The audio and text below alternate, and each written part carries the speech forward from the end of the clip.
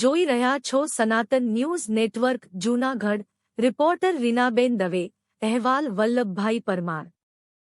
દર્દીને લેવા આવનાર 108 પણ ફસાઈ।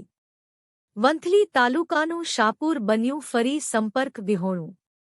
વંથલી તાલુકાના શાપુર ગામે ઉપરવાસ વરસેલ ભારે વરસાદને કારણે કાળવા નદી પરના પાણી પુલ પર ફરી એક વખત સંપર્ક વિહોણું બનતા લોકોને ભારે હાલાકી ભોગવવી પડી છે। છેલ્લા 2 દિવસમાં બીજી વાર અને આ ચોમાસામાં ચોથી વખત ગામ સંપર્ક વિહોણું બની ગયું છે। શાપુરથી જૂનાગઢ તેમજ વંથલી જવા માટે મુખ્ય માર્ગ પર કાળવા નદી આવેલ છે। આ નદી પરનો પુલ નીચો હોવાના લીધે દર વખતે પુલ પર પાણી આવી જતા ગામ સંપર્ક વિહોણું બની જાય છે। શાપુર ગામથી બીજા ગ્રામ્ય માર્ગો પર વોકરા તેમજ નદીના પાણી ફરી વળતા હોય ગામનો સંપર્ક ખોરવાઈ જાય છે। ત્યારે આવી પરિસ્થિતિ વચ્ચે ગામના એક દર્દીને સારવાર માટે જૂનાગઢ રિફર કરવા બોલાવેલ 108 પણ ગામમાં પ્રવેશ ન કરી શકતા દર્દીને ટ્રેક્ટરમાં લઈ જઈ સામા કાંઠે રહેલ 108 એમ્બ્યુલન્સમાં લઈ જવામાં આવ્યા હતા।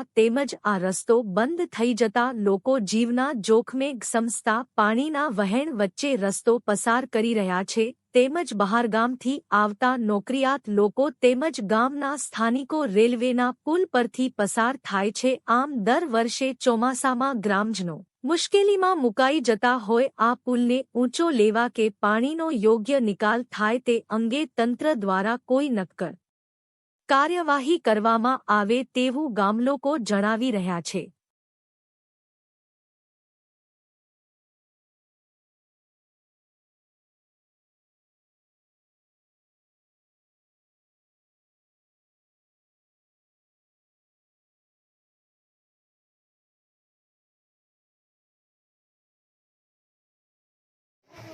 શાપુર જિલ્લા પંચાયત ઉપપ્રમુખ મુકેશભાઈ કણસાગરા। શાપુર ગામે કાળવા નદીમાં આ વર્ષે 4 થી 5 વખત સંપર્ક વિહોણો થઈ ગયો અને અત્યારે પણ સામે કાંઠે એમ્બ્યુલન્સ ઊભું છે, દર્દીને લેવા માટે આવી શકે એમ નથી। એટલે સત્વરે આ પુલ ઊંચો લેવાની ખાસ જરૂર છે અને તંત્રને હું જાણ કરું છું અને જેમ બને એમ વહેલેમ વહેલી આ પુલ ઊંચો લેવાય એવી મારી નમ્ર વિનંતી છે।